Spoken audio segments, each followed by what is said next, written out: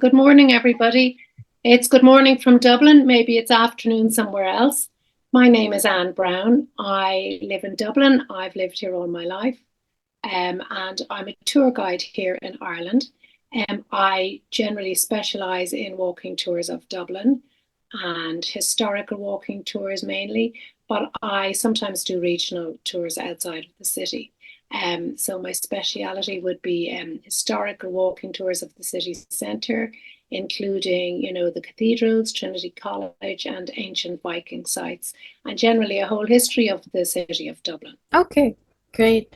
I actually didn't know there were Viking sites in Ireland.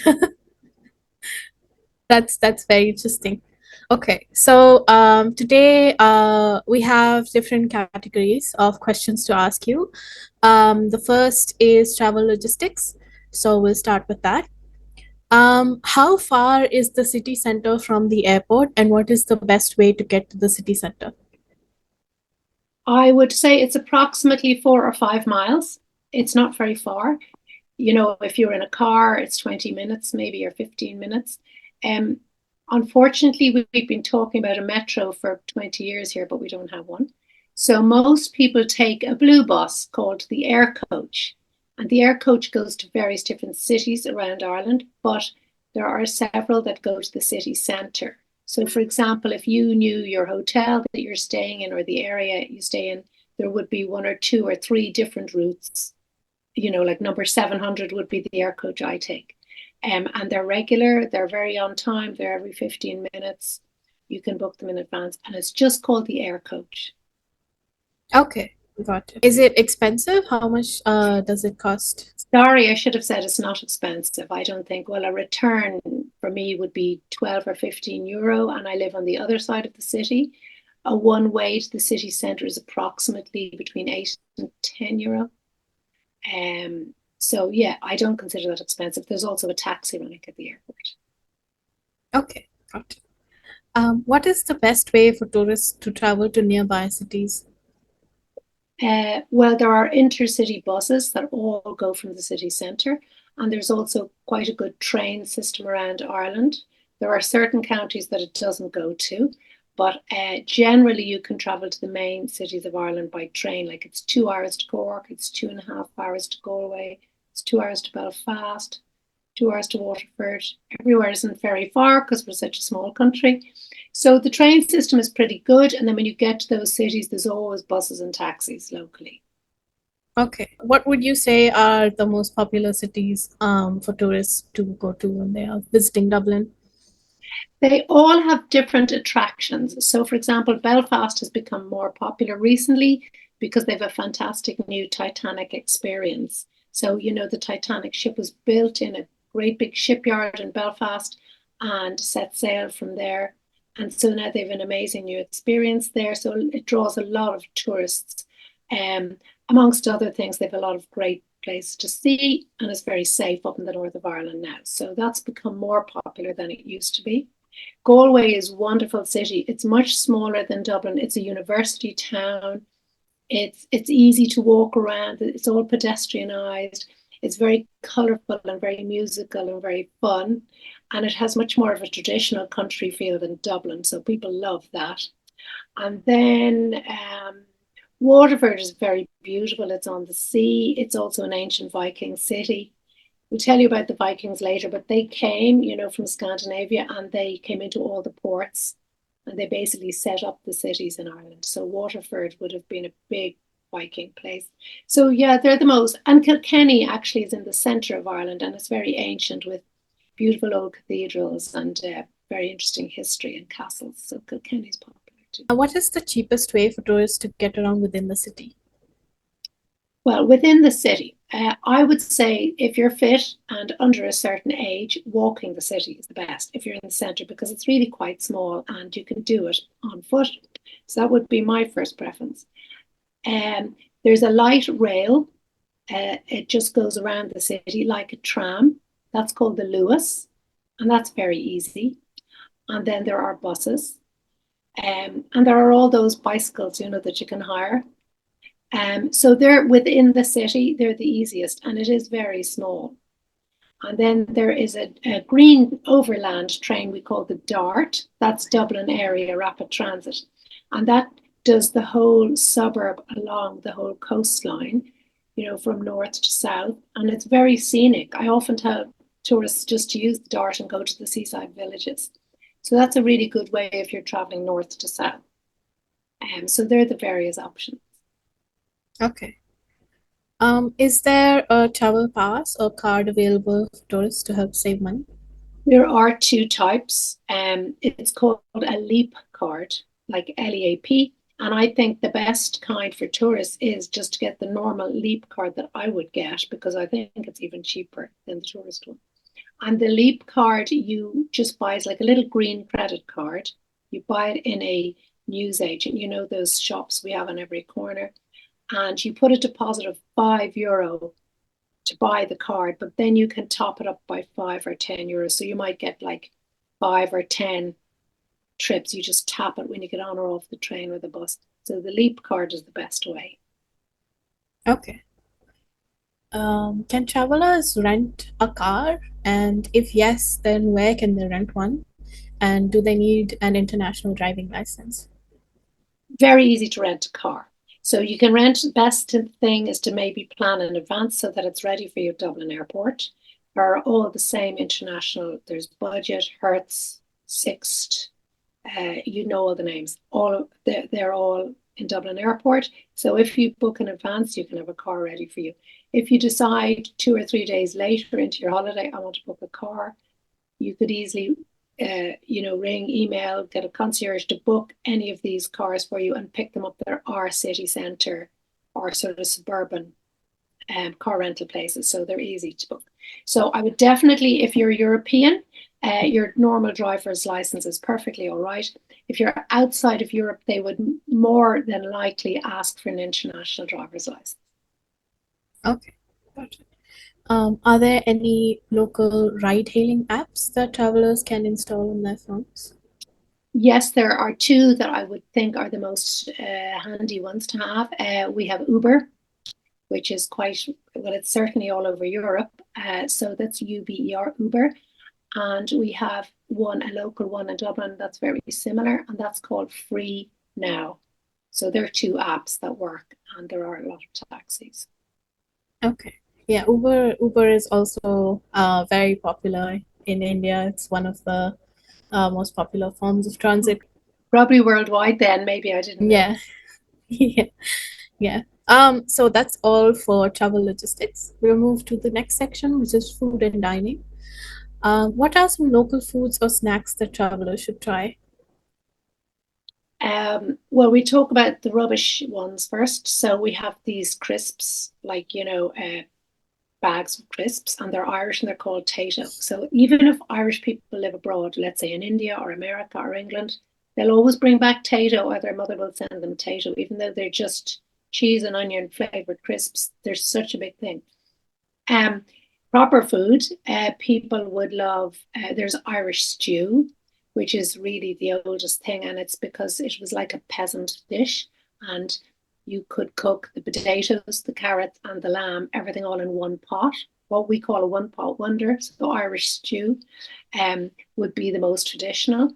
There's beef in Guinness, another sort of like a stew. There's brown bread, Irish brown bread, which is very popular. People love Irish brown bread. And then a really other traditional dish, a lot of people eat it on St. Patrick's Day, would be, we call it bacon and cabbage, but it's like very nicely cooked ham with cabbage and potatoes. Very traditional, old-fashioned Irish food. But we like to consider ourselves very international now. We have everything here. Okay, got it. When I was a kid, actually, my mother used to love making Irish stew, so I've Really? had that. Oh, Yes, really? And we used to say, yes. we're not having that if that's for dinner. That's what we would say in my house. Okay. So, what's your favorite restaurant or local food market for trying local dishes?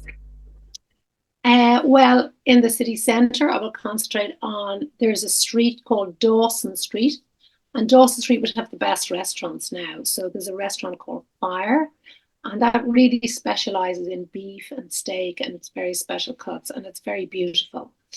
And then opposite Fire on the other side of the street, there's a restaurant called Café en Seine, as in like the French River. And it's meant to be very like a big, huge, bustling, busy, fun French brasserie. It's enormous, but it's very beautifully decorated.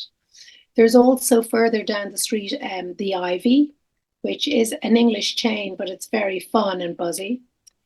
There is a Marco Pierre White's. And then there are a lot of specialist steakhouses. Um, and then on another street, I would like a very nice restaurant called Uno Mas, which is like Spanish tapas, and Della Hunt's. So they would be my top favorites. And they're all within a very central area of Grafton Street, of the shopping area. Okay. Are there many convenience stores in the city to buy snacks and essentials? Yes, there are.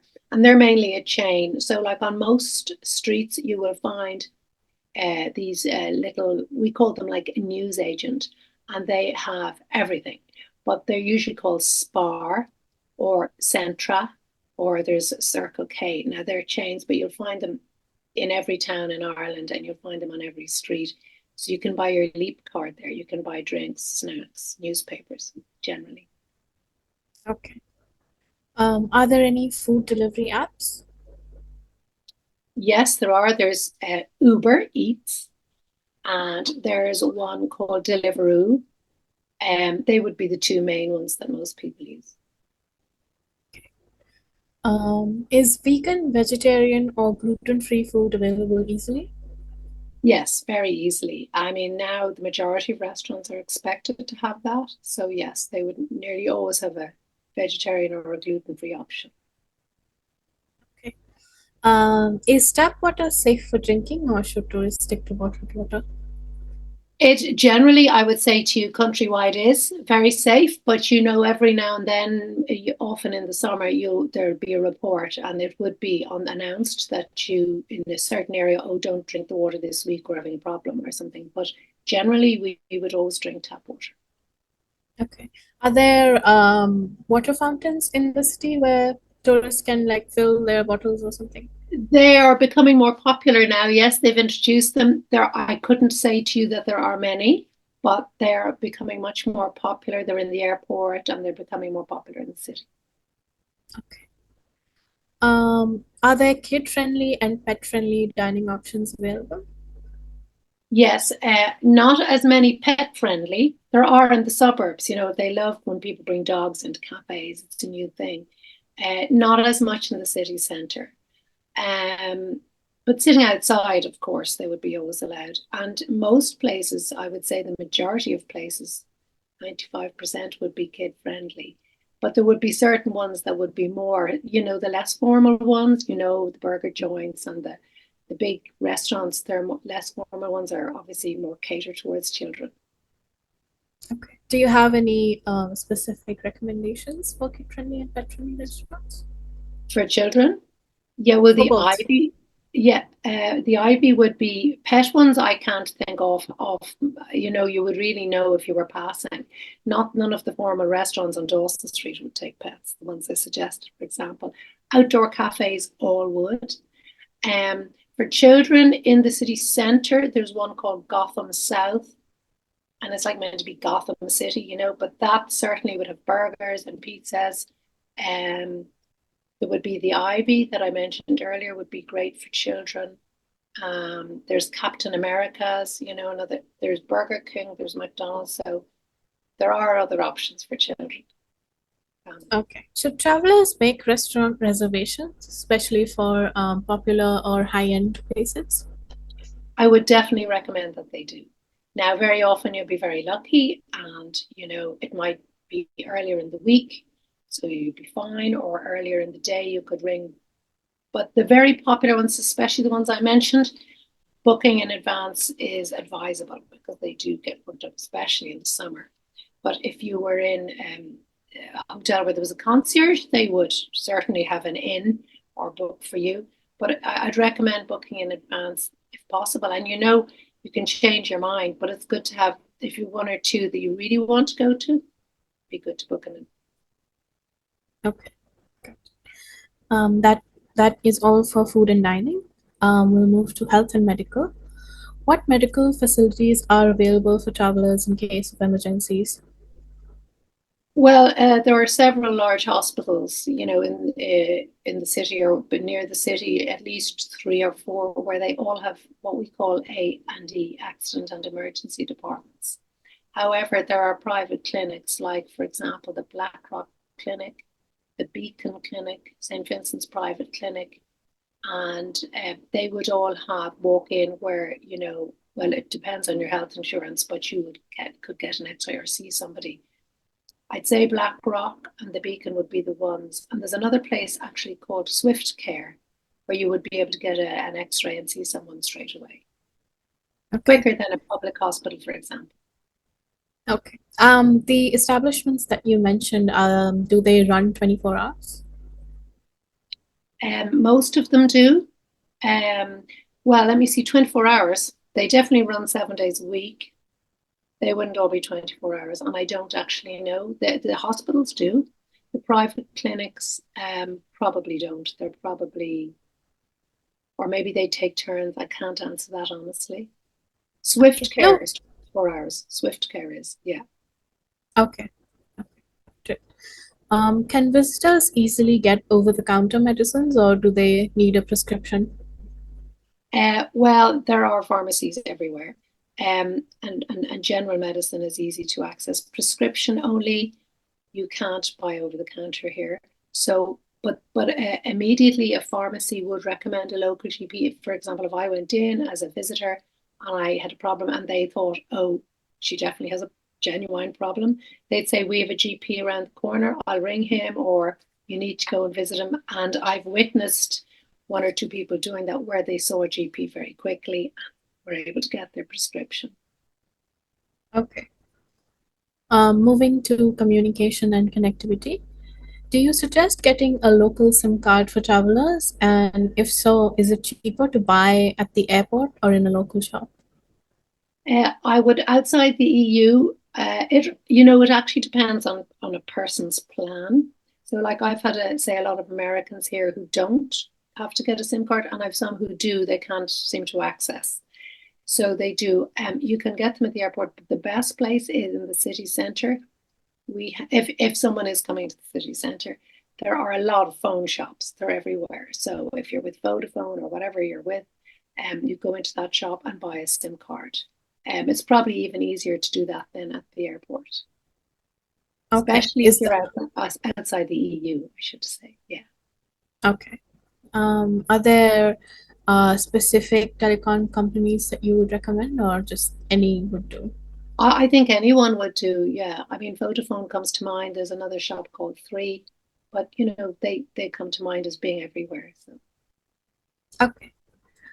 Is Wi-Fi available in public areas? Yes, it is available in most public areas, but every cafe, restaurant, bar also has it, So it varies. Like, it's on buses, it's at the airport, but it's not always available on every street, But it's in most public places that you would visit, for example. So restaurants and accommodations you will find Wi-Fi. Absolutely. Absolutely. Okay, got it. The next section is currency. What's the best place to exchange currency for good rates?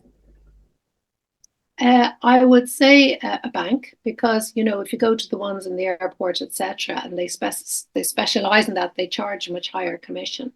So a bank really on High Street, but there are currency exchanges everywhere in the city and in the airport. It's very easy. But we have the Bank of Ireland, Allied Irish banks, and post offices do it, but I'm not sure what their commission is. But general post offices also exchange. And we're Euro, as you know. Okay. Is it better to use credit cards or cash for local transactions? Well, everywhere accepts tapping your card now. So even, if I have a coffee, or if except for buses, we're a little bit behind with the buses. But anywhere I go, I could actually live cash free for a week if I'm happy to tap, but it depends on what your bank charges you. but I generally just go around tapping. In fact, it's become a problem. Very few people are carrying cash, but most are accepted. Okay. So you mentioned tapping. So do swipe cards not work, or is tapping just more popular? Tapping is more popular, and tapping is really only for up to the price of €50. Um, However, if you have, for example, say I have my credit card on my phone, so you probably have that, so you can hold it up to a machine, and it's for any amount. But if you tap, it's only onto €50. But yes, it's very popular. Swiping, we don't seem to do it as much anymore. Okay. So we'll move to travel advisory. Are there any medications or restricted items that travelers can't bring into Ireland? I don't actually know the answer to that. Obviously, if it's hand luggage, they're still very careful about sharp, dangerous items and liquids. But that's in hand luggage. But obviously, firearms, anything that's illegal, illegal drugs, anything that's illegal. But anything that's legal, you can bring in or take out, I suppose. Okay. What are some common scams or tricks that tourists should watch out for? I would just say generally, and I get texts on my phone from the post office and the bank and my parcels. I get all these things, and I just don't ever. If they want me, they'll find me, the real people, because I just don't ever reply to any of those. I don't give my, even in a restaurant or a bar, even if I know it, I never lose sight of my card. They will bring the machine to the table, you know. Okay. So just being very clever and very careful and very wise. It's a capital city, but it's generally very safe. Okay. Yeah, that was actually my next question. How safe is Dublin for tourists? But do you have any advice for solo or female travelers in general? I always say I'm super cautious, but not because it's Dublin. That's my personality. So if I was in London or Paris or Mumbai or anywhere, I would just, if I'm walking down the street as a single lady, um, I would just always make sure there are other people on that street. I know by looking at a street if I feel safe. I do what my mother told me a very long time ago. I don't really talk to strangers. Well, I actually do, but only in a touristic sense. I love giving advice and directions and telling stories, but I would, avoid chatting up to people about things that aren't your business or their business.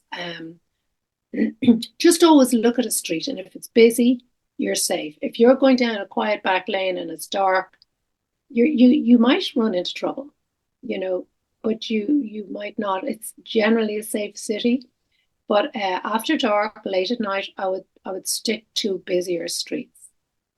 That's all I can Okay. say. Generally, it's safe. Okay. Got it. Do travelers need to buy transportation or activity passes in advance? Uh, I think transportation, you're fine. I always booked the air coach because I would die if I was waiting for it and they said it was full. But you don't have to. Um, for example, let me. I don't know if you've ever heard of the show Riverdance.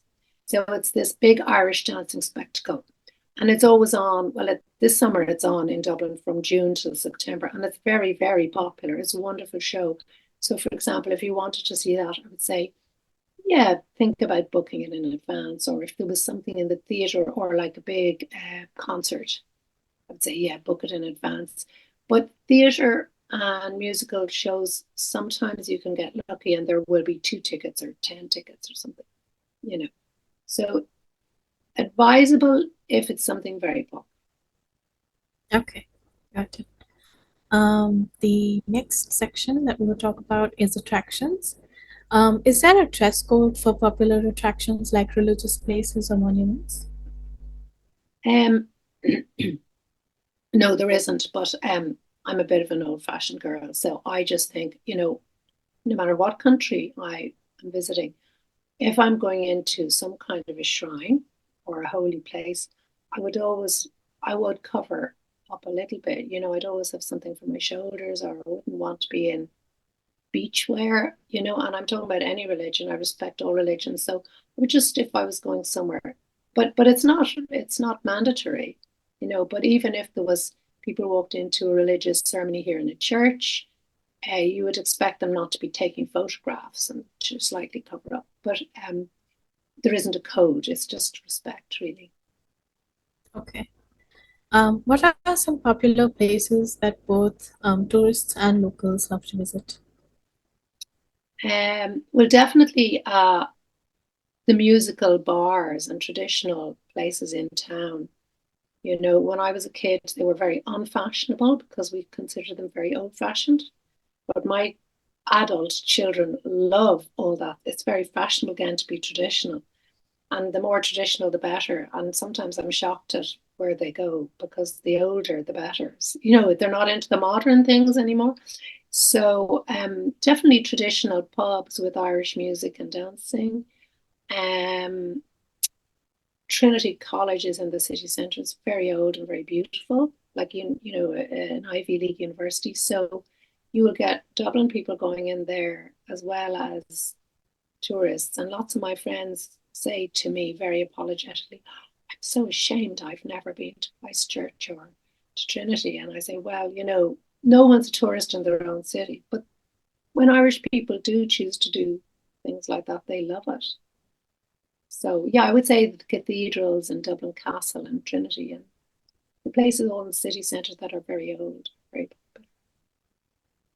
Okay. Are there any hidden gems or lesser known attractions that you would recommend outside of the usual tourist spots? Well, not many people know about Marsh's Library, which is my great favourite. I've mentioned it before. It's attached more or less to St. Patrick's Cathedral. It's a very old public library, the oldest one in Ireland, and it was founded in 1702. And it's still sort of in its original state with all its original books. It's really incredible. It's so cheap to go in. You can pay at the door. But what I love about it is that so many famous people went there, like Jonathan Swift, who was Dean of St. Patrick's Cathedral and wrote Gulliver's Travels. He would have studied in there. Bram Stoker, who was a Dubliner who wrote Dracula, like they even have the books that he took out, probably about Transylvania and stuff. Oscar Wilde. So many really amazing writers and people went in there. And you're sitting, and they've little cages where they used to go so that they couldn't steal the books, and you were locked in while you borrowed the book. There's a beautiful inner city garden called the Ivy Garden, and that was belonging to one of the Guinness family. It was at the back of their house, but the garden is public now. And it's just a real oasis in the city centre. It's very beautiful. And beside that, there's a little church called University Church. It belongs to an old university. And it's just a very decorative, beautiful church inside. Both of those things are on St. Stephen's Green, which is a city centre park, which is full of flowers and lakes and ducks, and it's beautiful. So they're just easy things in the city centre to go and visit, and that aren't on the big popular trail. Okay, got it. When I was in college, when I was studying for my bachelor's degree, I studied English literature. We actually had to read Jonathan Swift's letter to the British, the proposal that he had, I can't remember the name of it, Oh, I'm trying to think of the name of it. the proposal for how to solve the famine in Ireland that he had written, which he had written, of course, very sarcastically. And it was quite funny.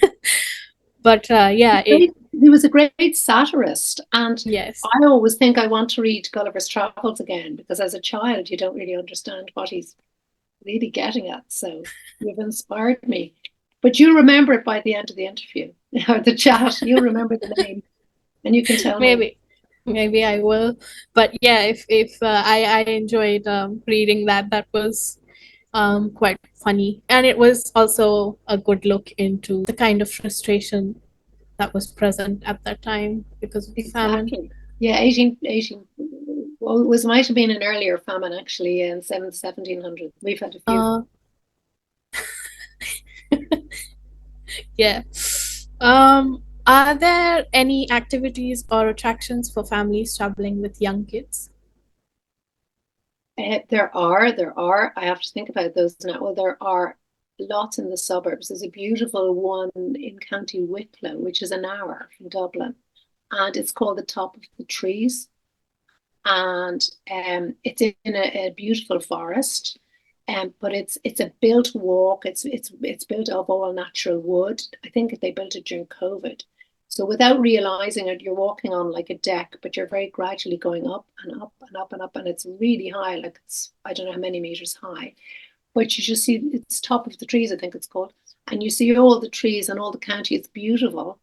And for people who aren't scared of cats like me, there's a fantastic slide, like kind of a water slide. Well, it's not a water slide, but you know, one of those little tunnels. You can slide the whole way down on a little mat and come down very, very quickly. But it's a wonderful day out for children, and there's also a very old manor house to visit there. That's outside the city. Within the city, there's the Natural History Museum where they have all the old animals of wildlife and stuff. There are lots of amazing things in the museum. Um, there's Dublin Zoo, which is wonderful, fantastic and very well kept zoo in the Phoenix Park. Phoenix Park is an enormous park in the city. It's about twice the size of Central Park in York. You can hire bicycles there. There's lots of sports going on there, and that's where the zoo is situated. Um, Now there are other things within this city, but at this moment, they will not come to me. Are there any special activities or attractions for families traveling with senior citizens? Um, yeah, well, there are most things that are the same as your normal attraction. Just going back to the children for 1 second, there is actually a lovely thing called Dublinia, and it's beside Christchurch Cathedral, and it's kind of an interactive thing, and it's how for children to go in and see how Viking Dublin was, because that's where Dublin began. The Vikings founded Dublin around the year 1000, and so they can go in and dress up as Vikings, see all the old ships and how they arrived in Dublin. So I forgot about that, but it's especially good for children. So back to senior citizens, I think they can do all the things like Trinity College, the cathedrals, and Dublin Castle. There's lots of wheelchair access, and they would get fast tracked. They're very senior citizens are well looked after. There are lots of lovely old cathedrals and parks, and lots of whiskey museums. So nice places to visit. Okay. And any special activities or attractions for adventure enthusiasts? Yeah, it's a very sort of a sporty place. So we have a lot of new cycling tracks. So cycling is very popular, even down the country. Like people will come here from all over the world as a group with all their funny cycling clothes and hire bikes, or even take their bikes with them and go off around Kerry and Cork. Those crazy cyclists go up the mountains. I obviously don't do that. But, there's a lot of people come here to cycle. There's a lot of people who come here to hike because we've lovely mountains now, not very high. Americans laugh at us when we call them mountains, but we have lovely hilly mountains. People go hiking, and it's very safe, and there's lots of tracks and trails and maps, and so yeah, it's very doable to go hiking and see the lovely scenery around the countryside. There's abseiling and all those funny things where they jump off places, and rock climbing.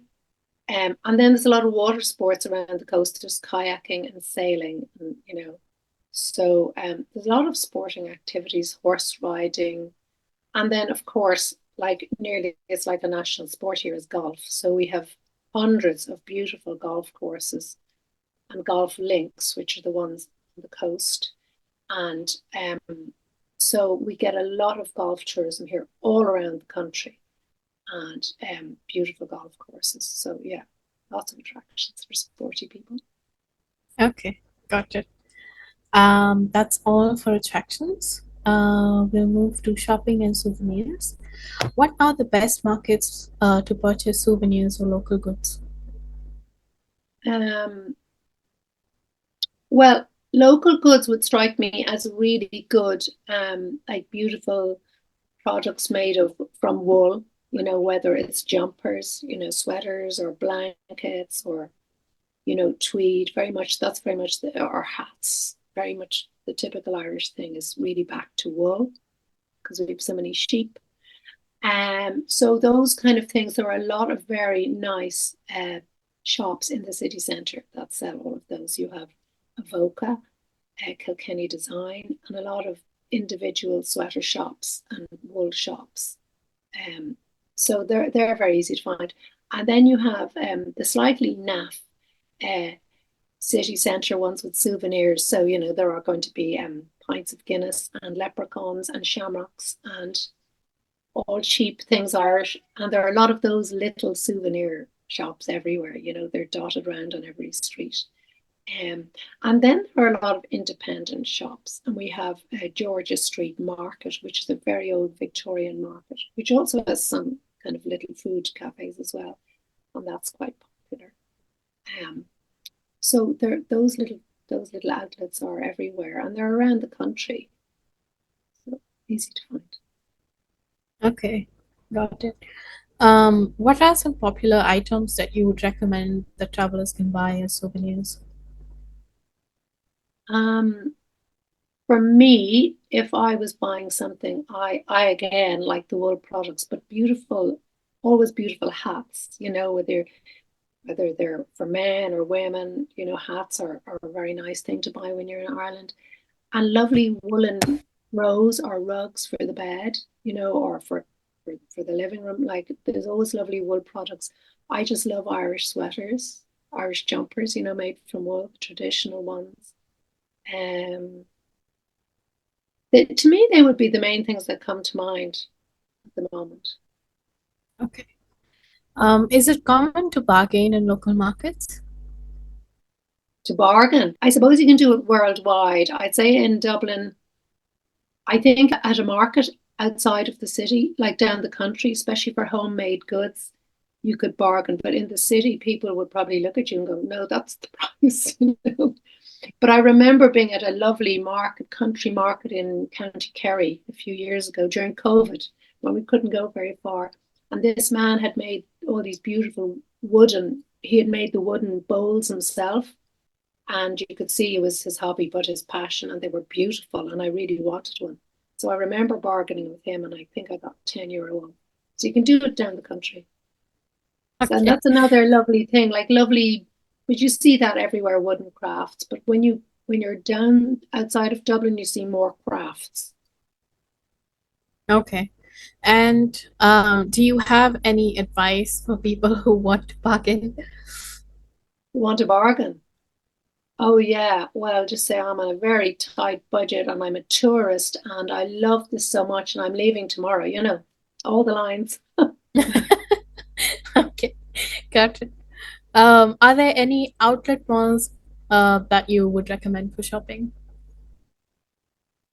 Really, there's only one big one, and it's outside Dublin. It's about 45 minutes outside Dublin in County Kildare, and it's called Kildare Village. So yeah, it's an outlet for mostly designer goods or very precious shops. And some people take the bus there. I drive there maybe once a year and go and have a look around. And you can eat there, spend the day there. But yeah, it's a very sort of designer fun day out. So that's called Kildare Village. Okay, got it. The next section is weather. So, weather-wise, when is the best time to visit Dublin? My favorite time of year is I love May. June is normally nice, but I'm a little bit cold today. Um, it gets busy in June. It gets busy from now on. Um, I think May and September are my favorite times. And my mother used to always call it exam time or back to school time because in May, when everyone's studying for their exams, the weather gets really good and you're really sorry for them. And then in September, after the summer, when children go back to school, the weather gets really gorgeous for some reason. And it's quieter, fewer tourists. So I just love September actually. Okay. Is it winter now in Dublin? No, it's summer. So we're in the northern hemisphere. So our spring would be sort of April, May. Summer is June, July, August, and autumn is September, October, November. Okay. But I it never gets very hot here. If it does, it makes headlines in the newspaper. And you'd well, laugh because it's not very hot. it's I think this summer it hit 52 degrees where I am. Terrible. We wouldn't Yeah. survive. That's terrible. We don't even get half that. If we get 26, it's a headline. So, we're happy. Okay, got it. Are there any particular seasons that tourists should avoid? Um, I wouldn't say that necessarily, but definitely July and August are busier, and the whole of Dublin's busy. And another reason it's busy is because, and it's also partly to do with Brexit, is that in the summer, all the European school children, like the teenagers, their parents want them to learn English. Now, they always came to Ireland and to Dublin because I always remember there being Italians, French, Spanish, Portuguese all over the place. And in big, huge groups, I've always remembered that. But since Brexit, we get even more because they don't go to England because maybe it's not subsidized or something. So you will see so many noisy teenagers around Dublin from all over Europe in summer and a lot of tourists. So it's busy, but it's fun. Okay, got it. What's the ideal duration for travelers to spend in Dublin? Well, you could spend 2 or 3 or 4 days here, but I always recommend to try and see other parts of the country. So I would say two, you would see most of the city centre attractions, maybe three, because you walk around, you see all the beautiful Georgian squares. Since we were in part of the British Empire, we've beautiful Georgian architecture from the 17 and 1800s, very like the architecture in London. So that's all been preserved in the last 10 or 20 years, and it's looking very nice, very pretty. So people love to walk around. They love to go to museums, see people like Oscar Wilde's house and see Trinity College. So you can do that one day. You could do the cathedrals another day. Go shopping and walk the little back streets another day. So about 3 days is great.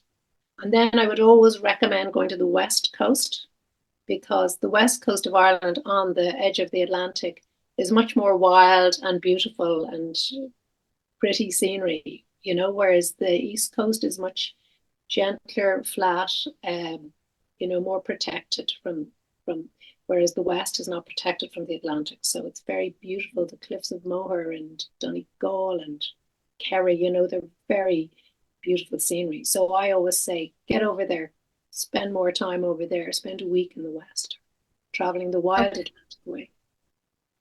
So, a week on the West Coast and then 2 days in Dublin. So that's At what you would least, like. at least, Okay. if not another week on top of that, around the coast. Okay. What are some essential items that travelers should pack when visiting Dublin? There is one thing that comes to mind, well, two, and I would say come with a good rain jacket. We get a lot of rain. So, depending on the month, if it's the winter, heavy one, if it's the summer, a light rain jacket that rolls up small because it might only be for one day, but you might need it. And walking shoes, you come to Dublin, you want to go out for dinner, you don't have to wear your best dress and your high heels anymore. People walk around in trainers and flat shoes and just smart casual. But I would just bring really good walking shoes and a rain jacket and one warm jumper and jeans. And then um, I always say it's very old fashioned to wear like a little, what we call a bun bag thing here. So, you have your passport and your phone here very near you. But anyway, do you know the things that you wear around your waist, the little bags? I think it's called a fanny pack in a lot of Yeah, yeah, places. Yeah. exactly. fanny pack. So that's just for me a handy thing if you're a traveler. But yeah, warm jumper, good shoes, and raincoat. Okay. We'll move to neighborhoods now. Which neighborhoods are best for nightlife or entertainment? Okay, well, Temple Bar, it's always going to be rocking, you know. So Temple Bar is in the middle of town. I told you about it before. A little bit touristy. Drinks are a little bit more expensive. It's very noisy and very busy at night. I would not stay there, but you could visit there for one night fun. Um, Behind the Grafton Street area, which is sort of more central, there are similar little streets, and they have lovely restaurants and bars. And I think that's much. I think it's more local, safer, and yeah, there's lots of fun all around those bars at night time. So that's Wicklow Street, Rory Street, Georgia Street. There's a lot going on there. They're very nice in the evening too. Which neighborhoods offer the best shopping opportunities? Again, it would be the city centre, and it would be Grafton Street is a pedestrian shopping street, and it would be the Smarter Street and Wicklow Street. So they're the two main on the south side. And then when you cross over the river on the north side of the city, now it's this is only a 10-minute walk, it's really near. There would be Henry Street, and you can cross over from Temple Bar over a little bridge. It's called the Halfpenny Bridge, and you're over to the north side of the city. And Henry Street is a very good shopping street, and Jervis Street. They're the main shopping streets. Okay. Which neighborhoods have the best views or scenery?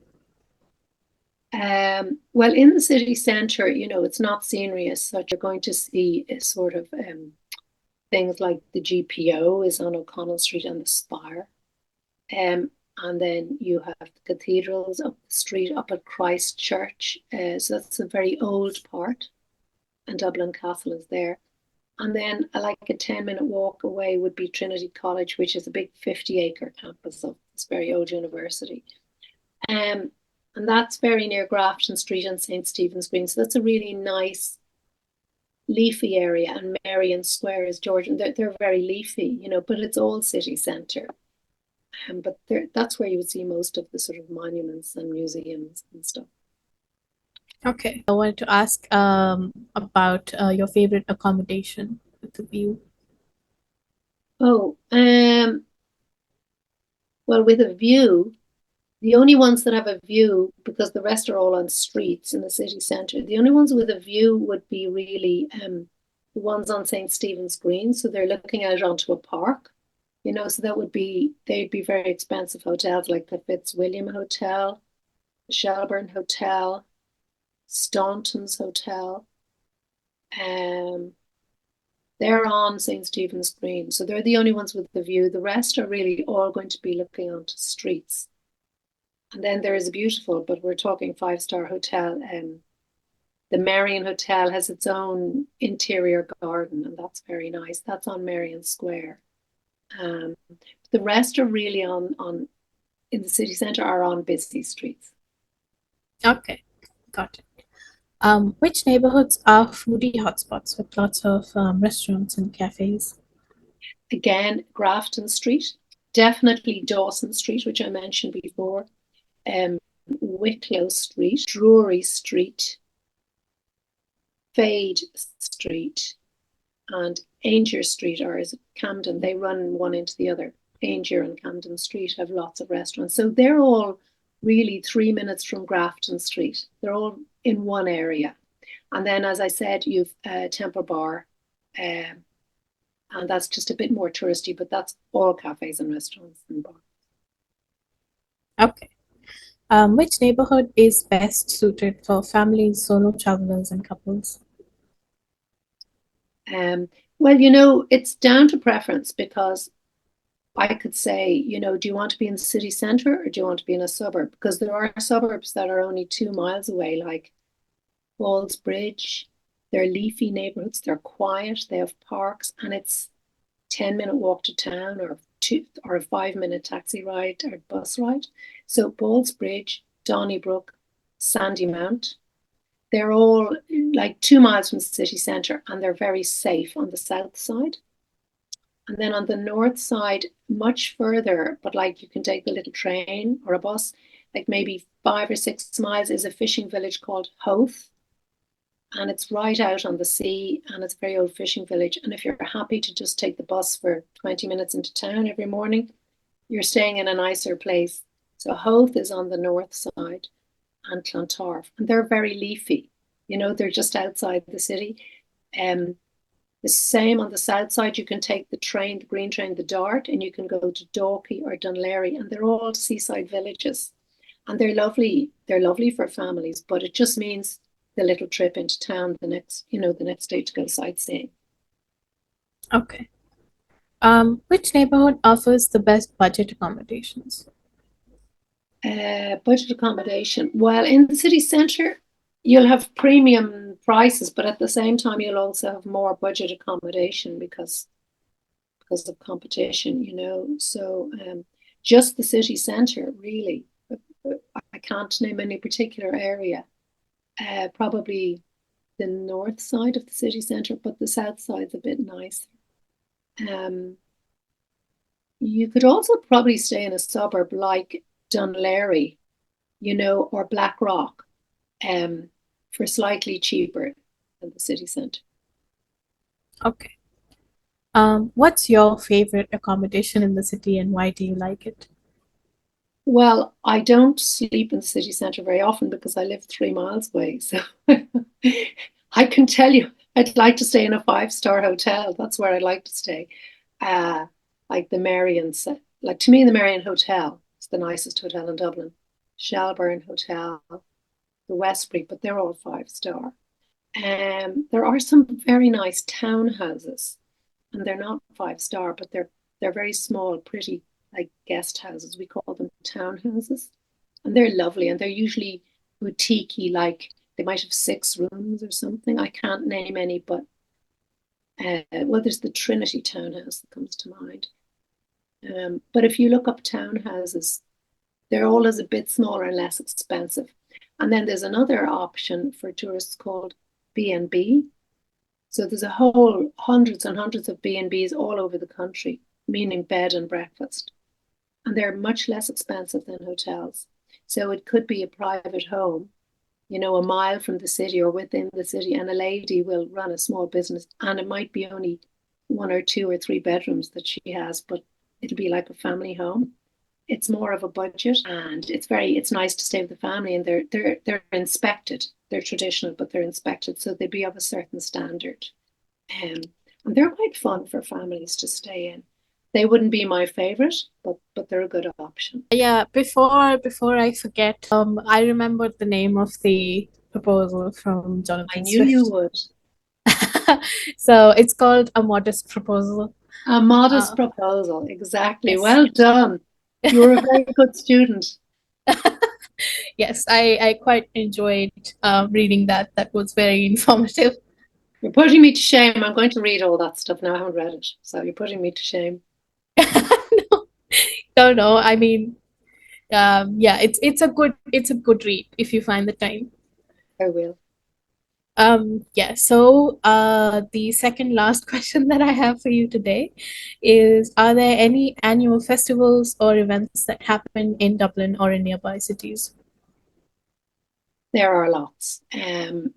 Let's start with St. Patrick's Day on the 17th of March every year. And St. Patrick is the patron saint because he brought Christianity to Ireland in the 400s.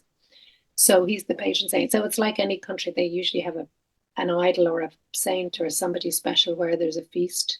So on St. Patrick's Day, there's usually a big parade down O'Connell Street, and there's everybody dresses up in costume or green or a leprechaun or something Irish, ridiculous, or St. Patrick.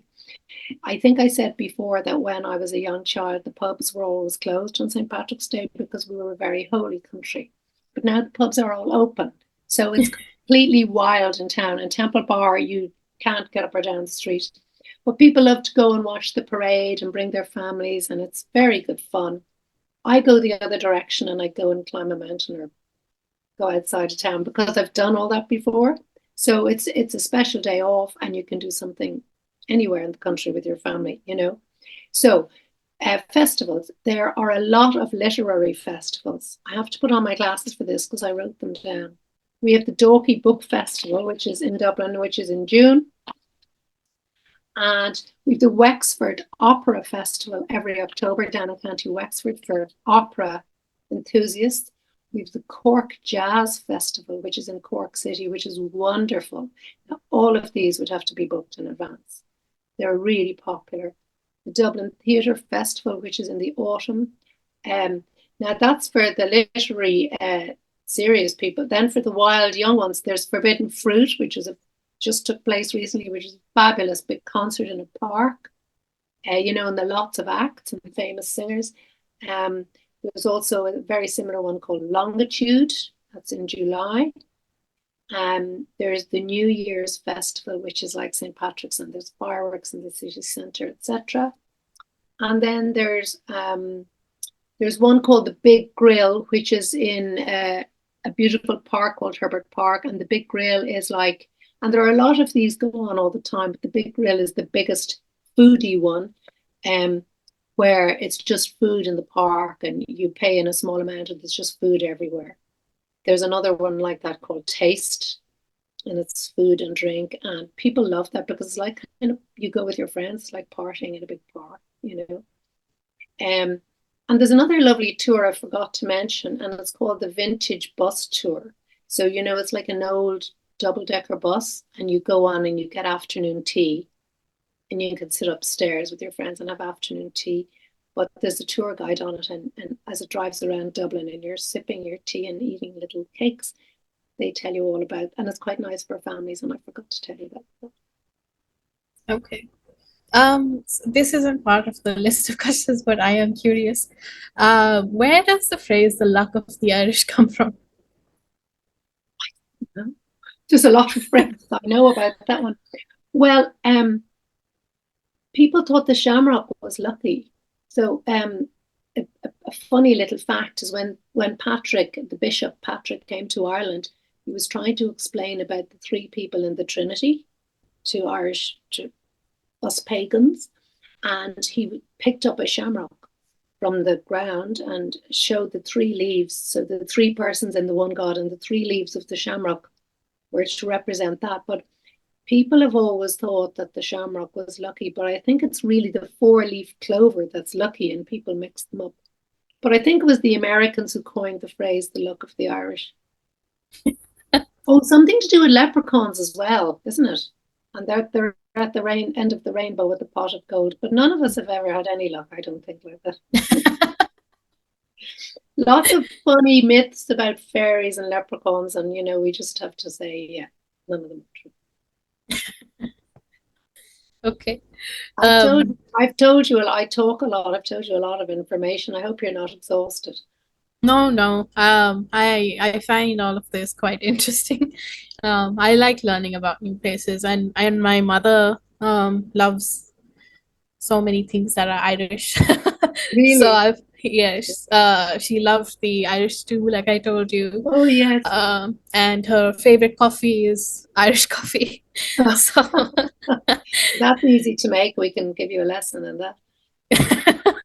that's That was true. invented in Shannon Airport in the 1950s. Shannon Airport was a big, important airport, more than Dublin, because Americans, the first international flights coming from America, had to land as soon as possible to refuel. They couldn't even make it to Dublin. So they all landed in Shannon Airport. And the chef there felt very sorry for the people because, you know, they were cold and, you know, tired and all this. And he started making Irish coffees, and they just became a really big thing.